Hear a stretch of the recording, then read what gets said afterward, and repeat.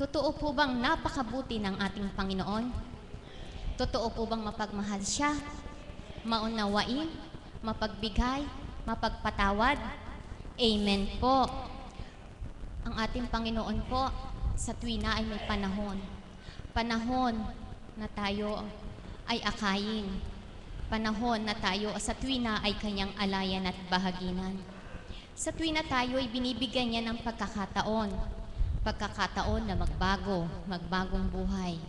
Pagkakataon na muli ay bumalik sa kanya, makatanggap at makilala siyang tuwiran. Mapalad ang mga anak niya na sa bawat pag-aalay pagbabahagi niya ay tumatanggap, nagtitiwala na hindi man sa tuwina na hindi man natsisilayan ng kanyang mga mata, subalit sa tao na kanyang ginamit ay nagtiwalang totoo sa pamamagitan ng ating mahal na Apo Conching. Mga kapatid ko, sa tuwina, sabi nga po, ang ating Panginoon sa tuwina ay nagbibigay ng pagkakataon upang tayo ay makapagbago. Subalit, bakit nga ba may mga anak siya na hindi makatanggap, makakilala at makadama? Bakit nga ba may mga anak siya na sa kabila ng bawat pag-alay pagbabahagi niya ay di tuwirang kilalanin siya? Sinasayang ng mga anak niyang ito ang pagkakataon na ibinibigay sa atin ng Panginoon. Di ba nga mga kapatid ko, ang pagkakataon na ibinibigay sa atin ay dapat nating pahalagahan. Pahalagahan natin ito pagkat kapag ito ay ating pinahalagahan, tayo rin ang makikinabang. Amen po ba? At sa pagkakataon at sa tuwing na ibinibigay niya, napakabuti niya talaga. Pagkat ibinabahagi niya ang iba't ibang kaparaanan, ang ibang daan upang tayo ay maakay niyang tuwiran. Kayo mga kapatid ko, kayo ngayon na naririto, di bagat iba't ibang kaparaanan din, kaya kayo ay naakay sa dakong ito. Merong nasa nila'y kagalingan ng kanilang katawan, pisikal. May iba't ibang dalahin, may iba't ibang pinananambitan, may iba't ibang nilalapit sa ating Panginoon. Mga kapatid ko, ang pagkakataon na ibinibigay sa atin ng Panginoon, ito ba inyo'y pinahalagahan? Kung ito ay inyong pinahalagahan, kung ano ang kalooban niya, di ba marapat na ito ay ating gawin na tupdin? Batid ko naman na tayong lahat na naririto ay nagsisimula na sa ating pagbabago. Pagkat tunay na tayo ay nakadama, nanahan sa ating puso't isipan ang bawat pag-aalay pagbabahagi niya. Alam ko na lahat tayong naririto ay may pandama at nakadadamang totoo.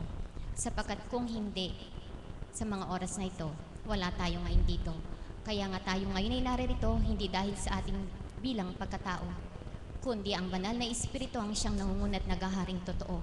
Kaya wag nating sayangin mga kapatid ko, ang bawat oras, ang bawat pagbabat at pagsusumakit nyo na sa tuwina kayo ay naririto. Sa bawat hain sa inyo, naway kamtin ninyo, mga minamahal ko, ang bawat alay sa inyo, upang di masayang ang bawat pagbabahagi sa inyo. Walang masayang sa bawat pagsusumakit pagbabata nyo, sapagkat kayo rin naman ang makikinabang nito. Amen po ba? Ngayon mga kapatid ko, nais kong tumawag ng ilang mga kapatid na magbahagi na kung paano nga ba niya pinahalagahan ang pagkakataon na ibinibigay ng ating Panginoon na tayo ay makakilala, makadama sa Kanya, pagkakataon na tayo ay Kanyang baguhin. Nais kong tawagan ng ating kapatid na isang alagad, si kapatid na Bioli Yongson. Palakpakan po natin ang ating Diyos na buhay.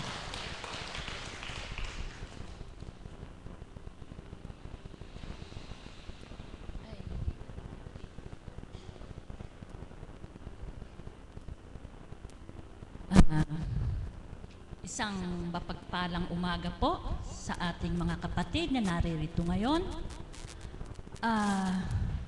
Sabi nga po ng ating facilitator, kung saganang atin sa mga oras na ito ay nasa bahay lamang tayo. Gawa po na ngayon, ano po ba ang headline sa ating bansa ngayon? Ang paglitis kay Napoles. Hindi po ba? Subalit, pinalahagahan din di po ninyo ang pagdalo sa lugar na ito sapagkat ito ay kagustuhan ng Panginoon. Amen po ba mga kapatid? Kaya mapalad po kayo sa sandaling ito. Ang maibabahagi ko lang po sa inyo mga kapatid ay ang sinabi po ng ating facilitator kung gaano raw po natin pinapahalagahan ang pag-anyaya ng Panginoon at kung paano na tayo nabago. Lalim po na katanungan sapagkat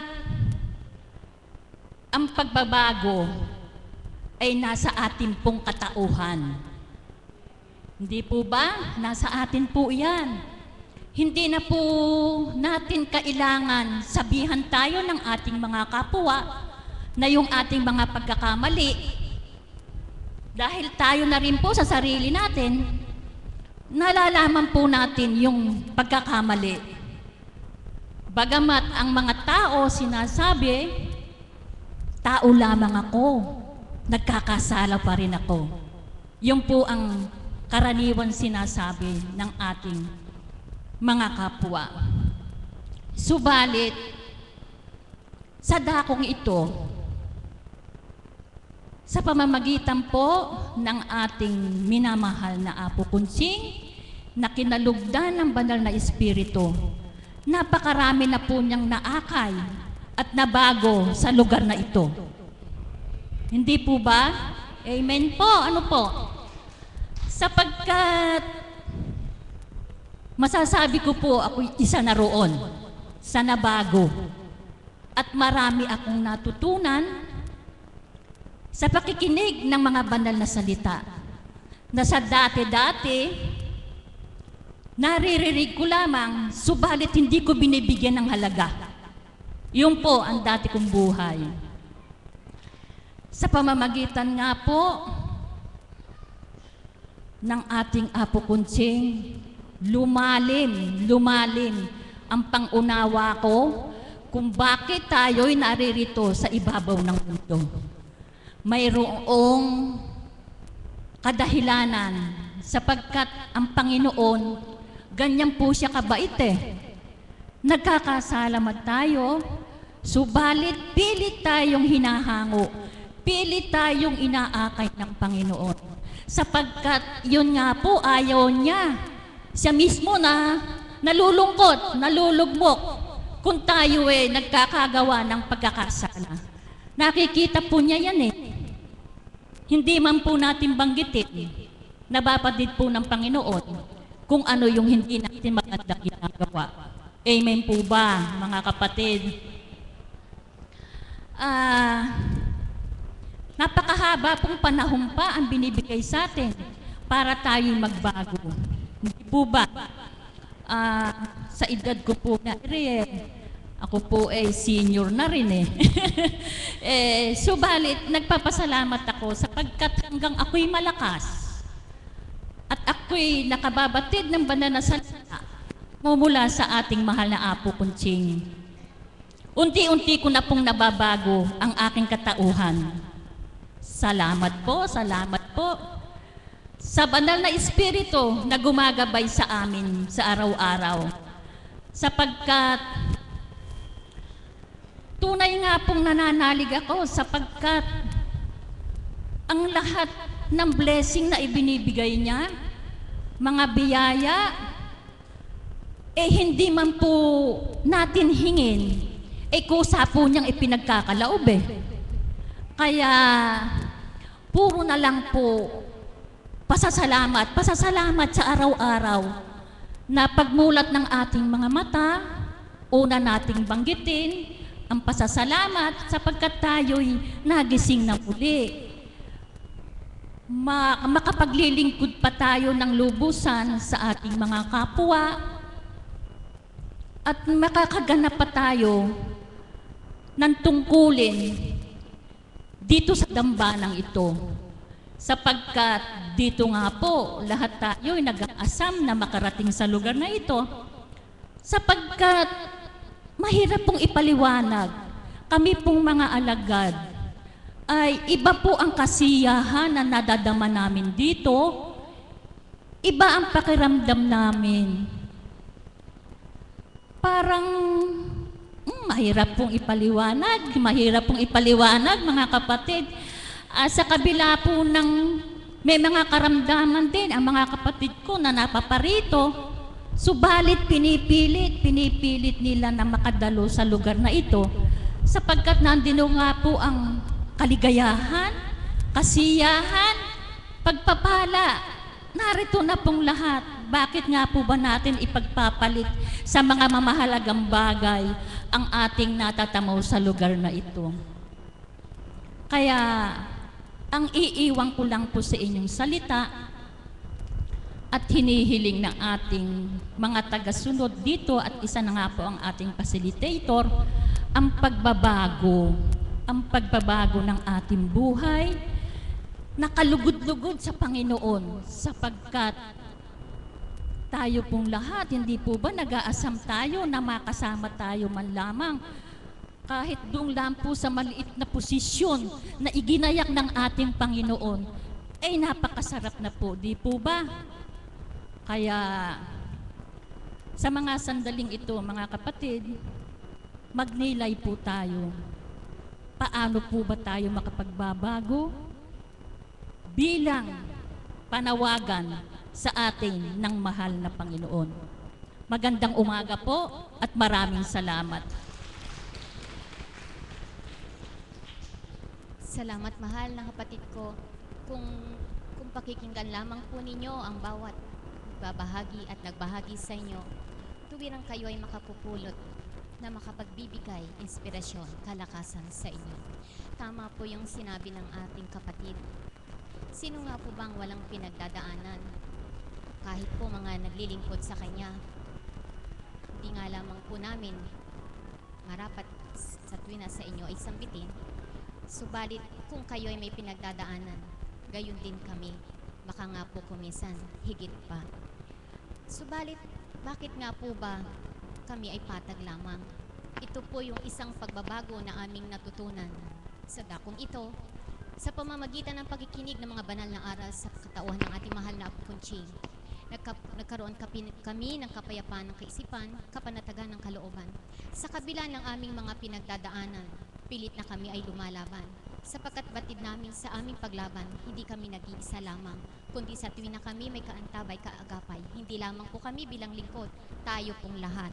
Tayo pong lahat kung sa tuwin na ay ating isa sa isip, isa sa puso, na sa bawat paglaban natin, hindi tayo nag-iisa. Sa tuwin na tayo ay may kasama, di bagat lahat ng ating pinagdadaanan ay ating makakayanan. Amen po ba?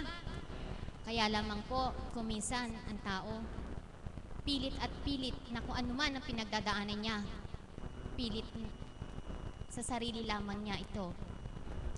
Akala niya, kakayanin niya sa bilang pagkatao niya.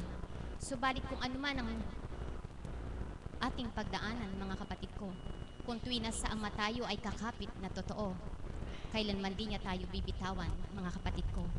Kailanman din niya tayo pababayaan. Kaya mga kapatid ko, mga pasyenteng naririto, iba't iba man ang mga kaparaanan o dahilan kaya kayo ngayon ay naririto, ialay lamang sa Ama ito, isukong totoo. Lahat ay mahulakpusan, kagalakan ay inyong makakamtan. Ang susunod naman pong magbabahagi para sa araw na ito, tinatawagan ko po ang ating kapatid na si Beth Cabral. Palakpakan po natin ang ating Diyos na buhay.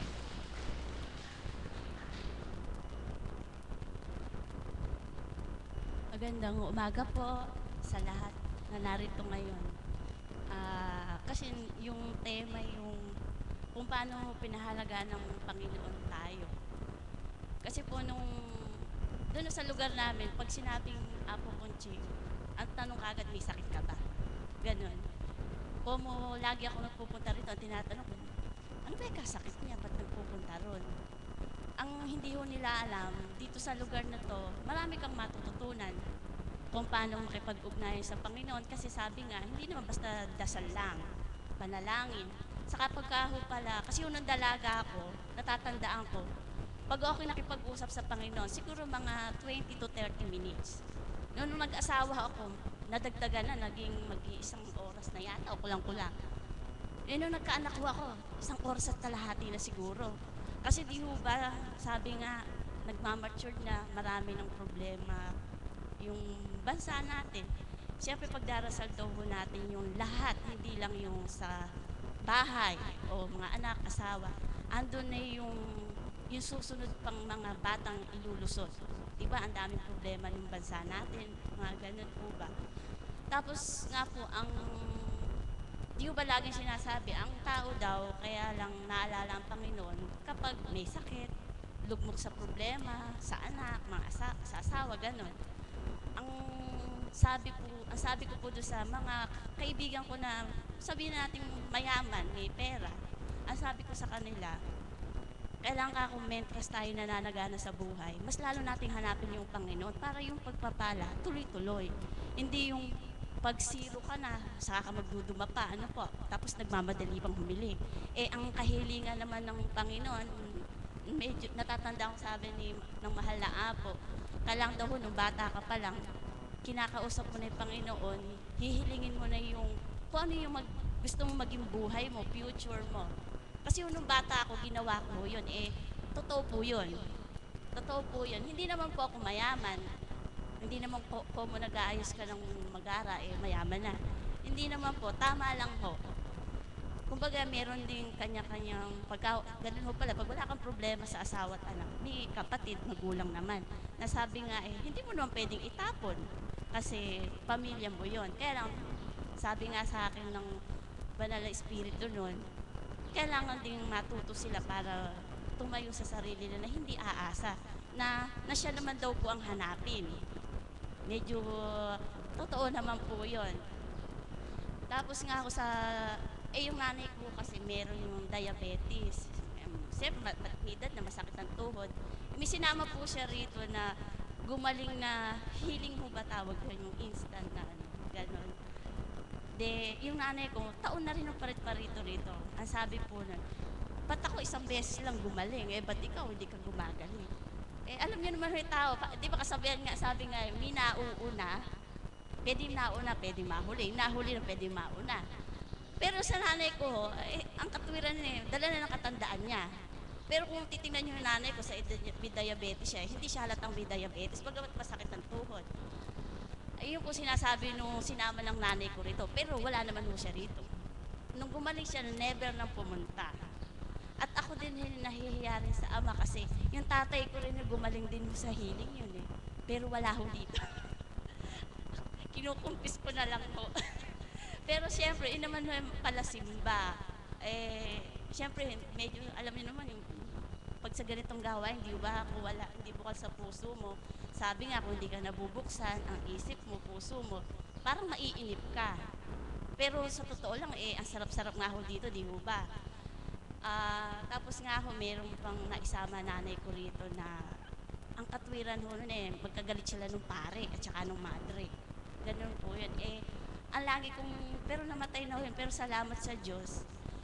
Ama lang nakakaalam po ano talaga yung, bagamat alam ko kung ano yung naging buhay niya, talaga pagka nalaman ng ibang tao, talaga po sasabihin sa impyerno ka mapupunta, ganun nung sasabihin. Pero salamat po sa Diyos kasi nung dumating yung time na siya na nagkasakit, nung minsan dinalaw ko siya, kasi nga lagi sinasabi na sa akin naku ako pag may pare na, umalis na ako, ayaw daw niya magsimba pag may pare. Ang sagot ko naman, hindi ka pwedeng makipagkagalit sa pare, pag namatay ka, bebendisyonan ka ng pare. Sabi kong ganon. Saka ako, ang mga pare ganon, ganire. Sabi ko, tao lang din sila. Siyempre, nagkakasala. Hindi sila perfecto. Pero salamat sa Diyos, nung dinalaw ko siya ng may sakit, umiiyak siya at pati na daw ko sila ng pare. Nagkumpisal na daw siya, sinusubuan na siya.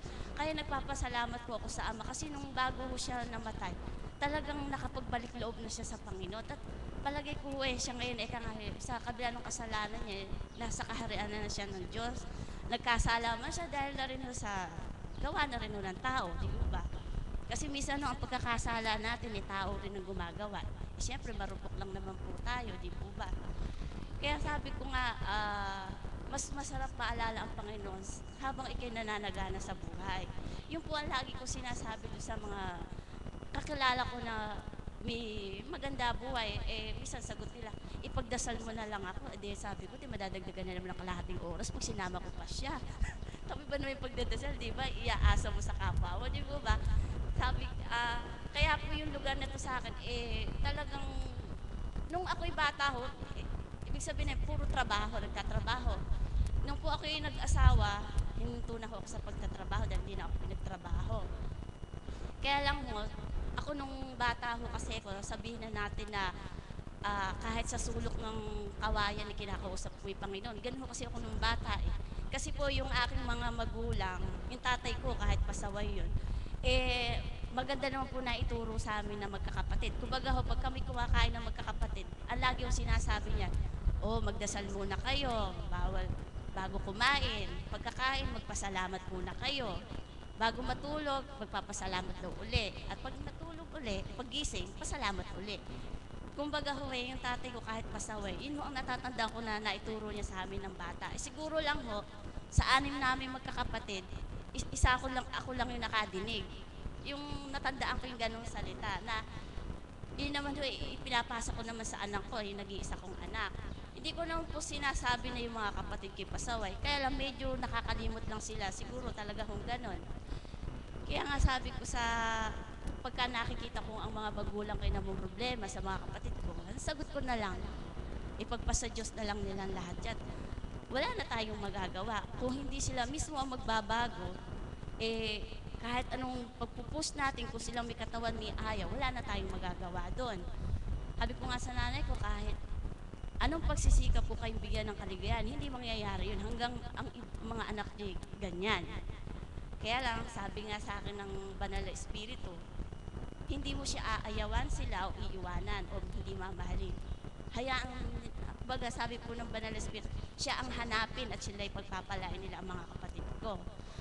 Kaya naman po ako nagpapasalamat sa lugar na to kasi sa katulad ko po na second family lang kami ng anak ko, 16 years na kami mag-asawa.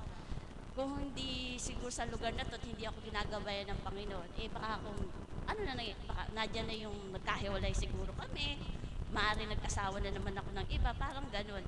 Dito sa lugar na to, natuturuan ka kung paano gabayan yung pang-araw-araw na buhay, yung paano ang magiging pananaw mo sa buhay. Kasi nga yung asawa ko, hindi kami iba ang bansang kinagisnan niya, iba rin ang daan ng pagtawag namin sa Panginoon. Bagamat alam ko siya laging tumatawag.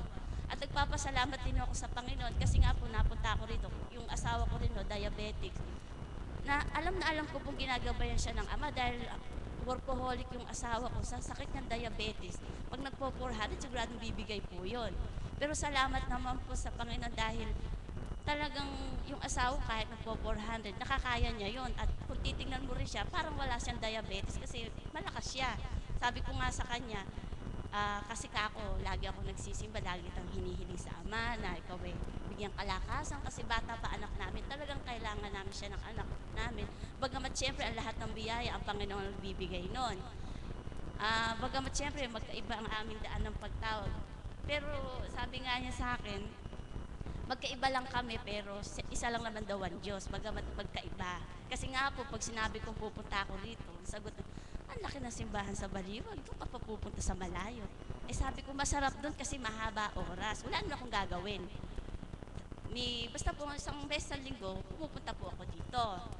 Kaya nga po tayo, sabi ko nga, mentras tayo masagana sa buhay, hanapin natin ang Panginoon at mas lalo po tayong pagpapalain, mas maraming biyaya. Saka hindi lang po misang pera ang nakapagpapagaling sa lahat ng problema. Masakit daw po ang problema, mas mabigat pag daw hindi solusyon pera. Kasi may mga kilala rin ako may pera, nakakamada man ng pera nila, hindi naman magkaroon ng kapayapaan ng buhay nila.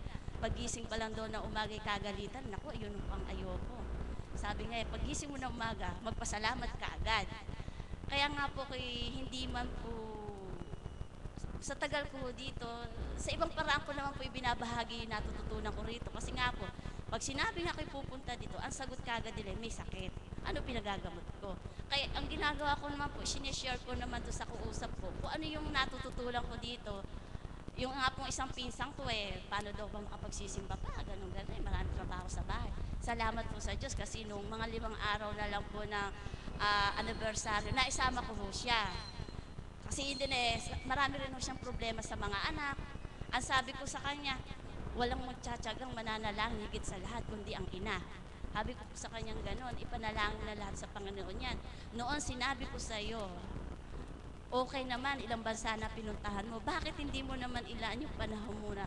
Pumunta rito, 1 beses sa linggo lang. Sabi ko, masarap ka ako yung kaluluwa natin. Nagagamot din, hindi lang naman ang physical na katawan na may karamdaman. Yung kaluluwa ka ako natin, alam mo ba ka ako, dumarating din sa buhay ko yung minsan wala akong pera. Pero siyempre, hindi ako pinapabayaan ng Panginoon pagka alam ng Ama na ganun na lang pera ko.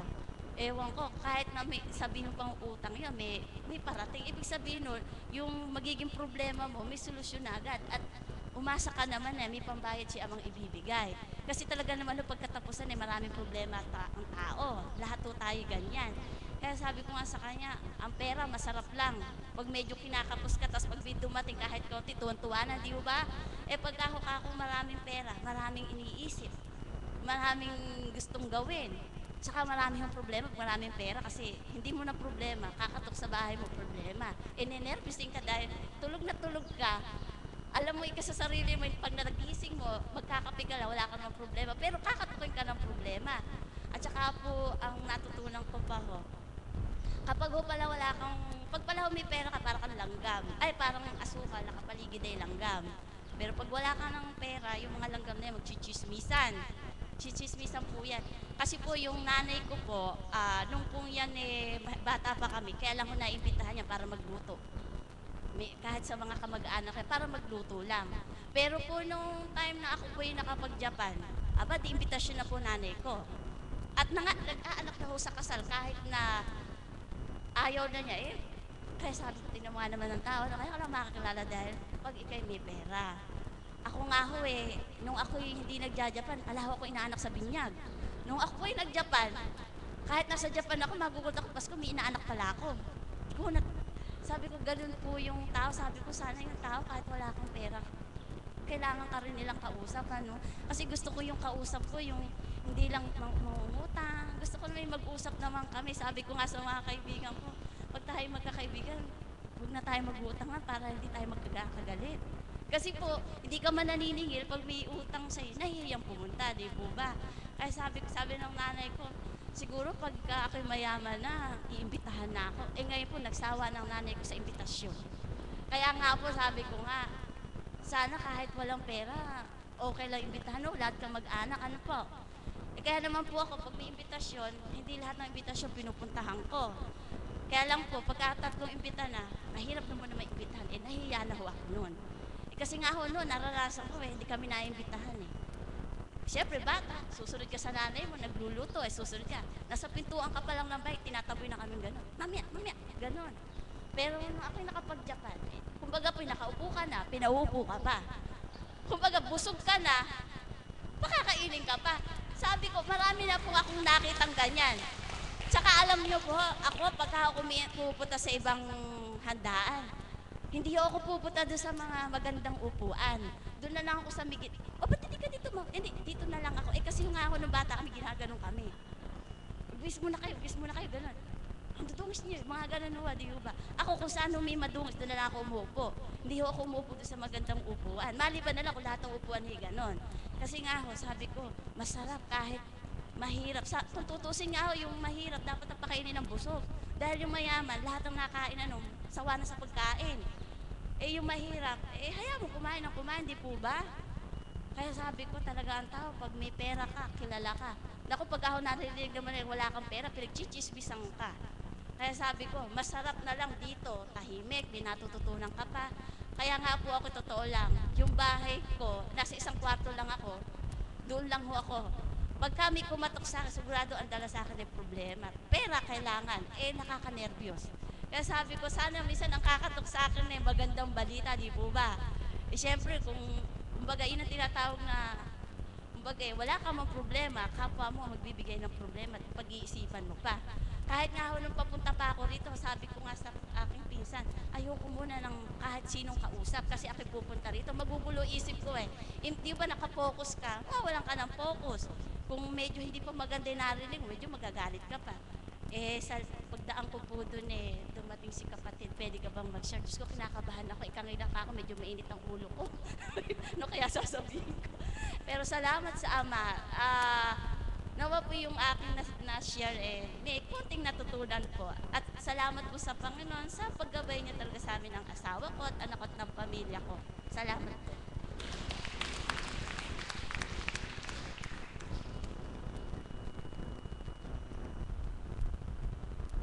Maraming salamat sa iyo, mahal na kapatid ko. Inaantok po ba kayo? Pagka inaantok po kayo, baka yung biyaya ng Ama nandyan na maudlot pa dahil natutulog kayo. Yung mga natutulog pa walang nakakamtan. Amen po ba? Amen. Kaya kailangan laging gising ang diwa ninyo. May napulot po ba kayo sa narinig nyo sa Kanya? Totoo naman po yung mga ibinahagi niya sa inyo At napakapalad ng ating kapatid. Mula ng yung pagkakataon na ibinigay ng ating Panginoon sa Kanya, pinahalagahan niya. Kaya doon ay tuwirang nakilala at nadama niya na hanggang ngayon ay sa Kanya ay nananahan. Tama kapatid yung ginagawa mo, no, kung ano yung mga natutunan mo sa dakong ito, maibahagi mo rin sa iba ito, sa mga kaibigan mo, sa pamamagitan ng pag-akay mo, yung pagbibigay kalakasan, kaliwanagan sa mga ito kapag may mga pinagdadaanan. At sabi mo nga, minsan nga sabi ng mga kaibigan mo, kapag niyayaya mo na magsimba, ipagdasal mo na lang. Opo, marapat po yun na tayo ay dapat na magdalanginan sa bawat isa. Subalit, hindi po yun magiging kaparaanan ng kaligtasan ng tao. Kahit po idalangin kayo ng idalangin ng kapwa nyo, kailangan po nasa sa inyo, nasa gawa ninyo ang kaligtasan ninyo. Kaya mga kapatid, totoo po, kailangan tayo magdalanginan, magpalakasan. Amen po ba? Tayo mga naririto, na kung ano ang mga natutunan natin, nakakamta natin sa dakong ito, ibahagi natin sa iba ito, ipalaganap natin yung mga banal na aral ng ating Panginoon, ipakilala natin ang mabuting gawa niya, para naman hindi lamang tayo ang nakadadama ng kagalakan. Amen po ba? Napakapalad po natin na sa tuwina ay naririto. Napakapalad po natin na sa tuwina ay nakaririnig ng mga banal na aral niya na kung ating lilimiin pagninilayan, itatanim sa ating puso't kaisipan, tuwirang may bababago sa ating katauhan. Ngayon naman po, nais kong tawagan ng isa pang kapatid upang magbahagi kung paano niya pinahalagahan ang pagkakataon na ibinibigay ng ating Panginoon. Tinatawagan ko po ang ating kapatid na si Noy Naigna na taga San Pablo, Rizal San Pablo. Palakpakan po natin ang ating Diyos na buhay.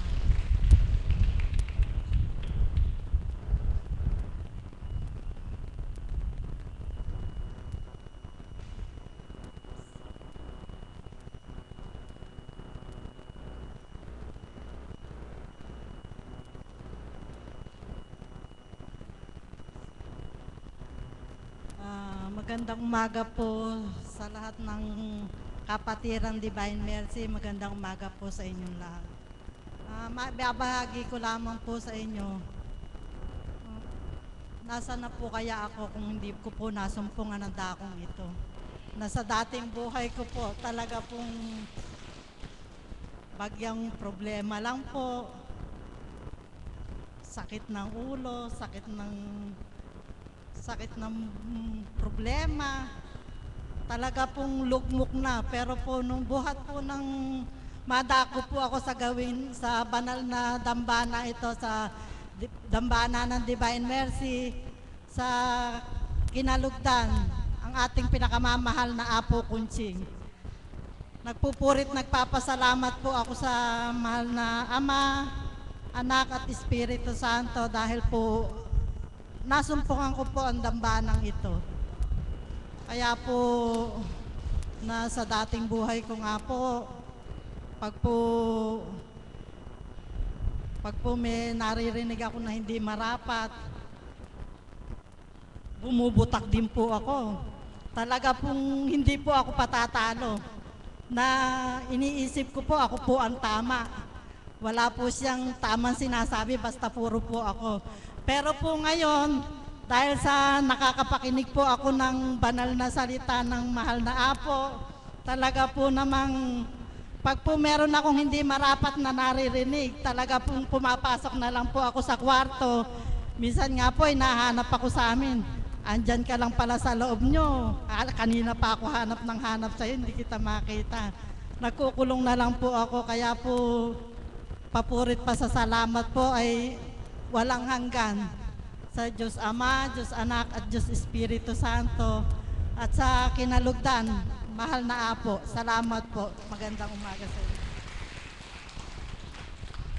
Salamat mahal na kapatid sa ibinahagi mo.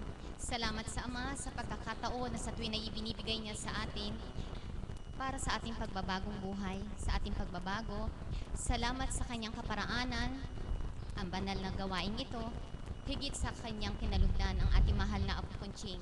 Salamat sapagkat sa pamamagitan ng ating mahal na Apo Conching, doon natin siya higit na nakilala at nadama. Amen po ba? Amen. Maraming salamat po sa mga nagbahagi para sa araw na ito. Inaanyayahan ko po kayong tumayo at awitin ang panalangin itinuro ng ating Panginoon.